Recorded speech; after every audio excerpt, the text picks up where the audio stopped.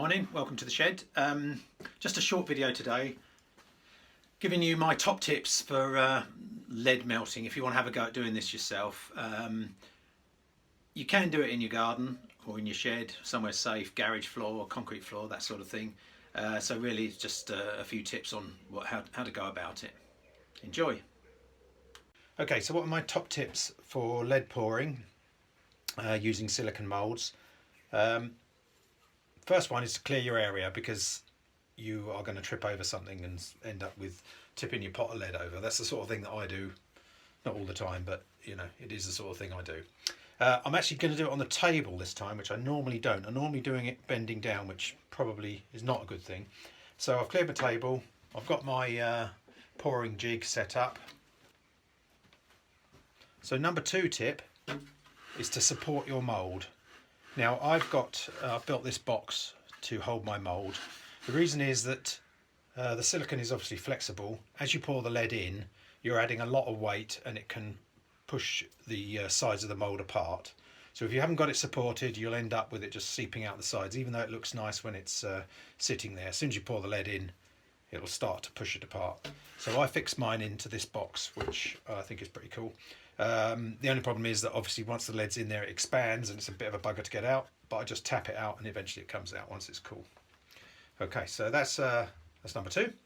Number 3 is to heat up your mould. That's for 2 reasons: get the moisture out, and also ensure that as you pour the lead in, it doesn't solidify instantly. So I normally stick it in the oven for 10 minutes at 150, 200, something like that. Okay, number 4 tip, which is the first time I've tried this, is to dust your mould. I've got some Johnson's baby powder, not sponsored by Johnson's, but I can be if they're willing. Yeah, so I'm going to try that one today. Apparently that helps release the mould if you just give it a light dusting. Number 5 is to clear the dross from the surface of your lead. So I've got some lead hotting up down there at the moment, and as soon as that's ready, I'm going to clear the dross using this little scraper tool. Well, it's actually a nail lever that I use, and that stops you getting, you know, a sort of a grey tinge to your finished product. Just helps. Also, it'll block the pouring holes if you're not careful. Okay, so my lead's nearly ready. I'm going to go and get my moulds out of the oven, dust them down, and we'll do a quick pour. Might as well show you that for a bit of excitement. Oh, the number 6 tip, by the way, and final one, is to measure the correct amount of lead. So if your finished article weighs 600, do yourself 650 grams. Then you don't have to spend ages heating up lead that you're not going to use. Okay, let's go and get my moulds. Okay, got my mould warmed up and in place. Obviously the moulds expand as well, so that's now a really tight fit. So just went to get my lead, and the gas had run out, so I've just changed the gas. It's still just about molten, but it's going to take a minute or 2 to get up to heat. Obviously a fairly obvious one, tip wise, would be to wear some safety glasses, and you'll need a glove because you can't pick up the saucepan without it. So an oven glove and safety glasses at a bare minimum. Okay, while we're here, while that's heating up, you might notice I've actually cut a channel in there. So I'm going to fill this mould up. At least then when it hits the top, it won't go the wrong way. It'll go down into the other mould. Possibly in the future I might work out a way of filling up both at the same time. Probably should have connected them through the middle, but didn't have time as it was a 24-hour challenge. Okay, won't be long.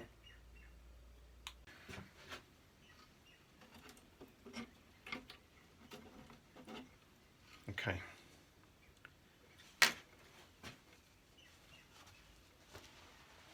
This was a bit scary, this bit, but here we go. I'm not used to doing it at head height either, so that's a bit worrying. You can see I've moved all the dross to the back, just scrape the top.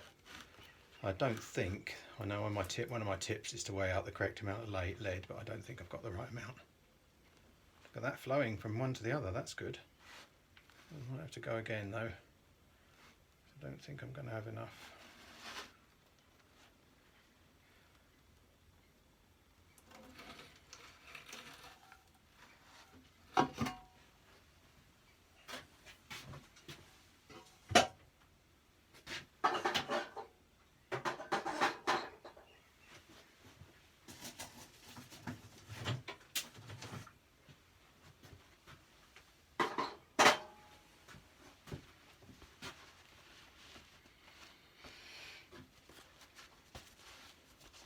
Okay, I'm going to turn that mould out, but I think I need to do that one again.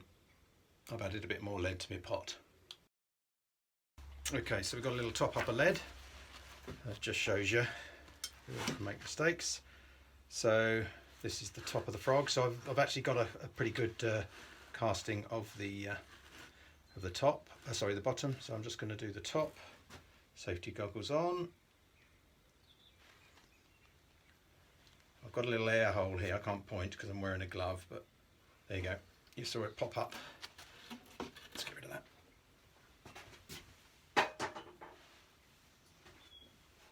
Turn my gas off. Yeah, so you can see it smoking here. This is the little breather hole, so I now know that that's full up, that mould. The other one that I made, so it filled up the it filled up the smaller, the bigger mould, but not the smaller one. But at least it means that channel will work. So if I have the right amount of lead as per my tips, I should be able to pull both at the same time. Okay, thanks for watching.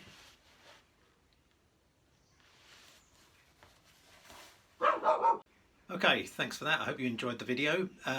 Just a few tips on how to approach it if you want to have a go at doing this yourself. I would say start small. Don't go and load 3 kilos of lead because it's quite hard to manage. So start with, I don't know, some fishing weights is a really good place to start. You don't need to make a mould in silicone. You can do it in, you know, the corner of a tin can, or obviously something fireproof. Yeah, make sure you follow the tips, and you should be able to have a bit of fun. Should have an update for you on the solar fountain later this week. In fact, by the time this video comes out, I should have received my new silicone that I'm waiting for. So later on the week, probably Friday, there should be a video on that. Okay, so if you do have a go at melting the lead, make sure you stay safe. You know, wear some gloves and goggles, and do it on a hard concrete surface. No water anywhere near. Keep that out of the way. Yeah, just follow the tips and stay safe. Cool. Thanks very much for watching. Don't forget to like and subscribe. Tell your friends. Let me know in the comments how you got on. That sort of thing. Cheers.